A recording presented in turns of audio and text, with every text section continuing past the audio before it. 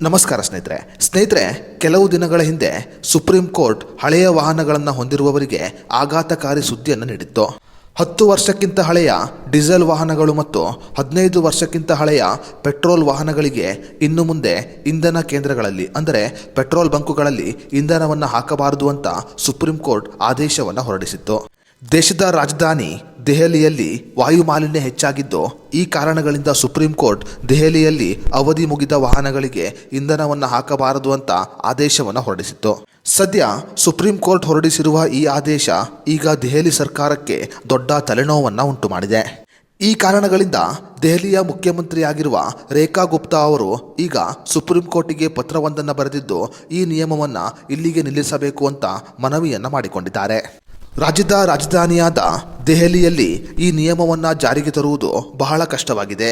ಅಷ್ಟೇ ಮಾತ್ರವಲ್ಲದೆ ಇದರಿಂದ ಜನಸಾಮಾನ್ಯರಿಗೆ ಸಾಕಷ್ಟು ಸಮಸ್ಯೆಗಳು ಉಂಟಾಗುತ್ತಿದೆ.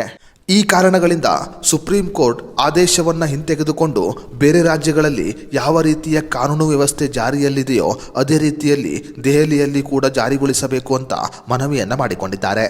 10 ವರ್ಷ ಮೀರಿದ ಡೀಸೆಲ್ ವಾಹನ ಮತ್ತು 15 ವರ್ಷ ಮೀರಿದ ಪೆಟ್ರೋಲ್ ವಾಹನಗಳಿಗೆ ಇಂಧನವನ್ನು ಹಾಕದೇ ಇರಲು ಸಾಧ್ಯವಿಲ್ಲ. ದೆಹಲಿಯಲ್ಲಿ ಈ ನಿಯಮವನ್ನು ಕಟ್ಟುನಿಟ್ಟಾಗಿ ಜಾರಿಗೆ ತರುವುದು ಬಹಳ ಕಷ್ಟವಾದ ಸಂಗತಿಯಾಗಿದೆ.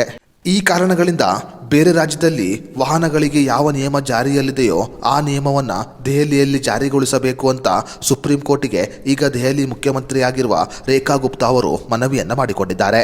ಸ್ನೇಹಿತರೆ, ದೇಶದಲ್ಲಿ 15 ವರ್ಷ ಮೀರಿದ ಪೆಟ್ರೋಲ್ ವಾಹನ ಮತ್ತು 10 ವರ್ಷ ಮೀರಿದ ಡೀಸೆಲ್ ವಾಹನ ಬ್ಯಾನ್ ಆಗಬೇಕಾ ಬೇಡವಾ ಅನ್ನೋದರ ಬಗ್ಗೆ ನಿಮ್ಮ ಅನಿಸಿಕೆ ಅಭಿಪ್ರಾಯವನ್ನು ನಮಗೆ ಕಮೆಂಟ್ ಬಾಕ್ಸ್ನಲ್ಲಿ ತಿಳಿಸಿ.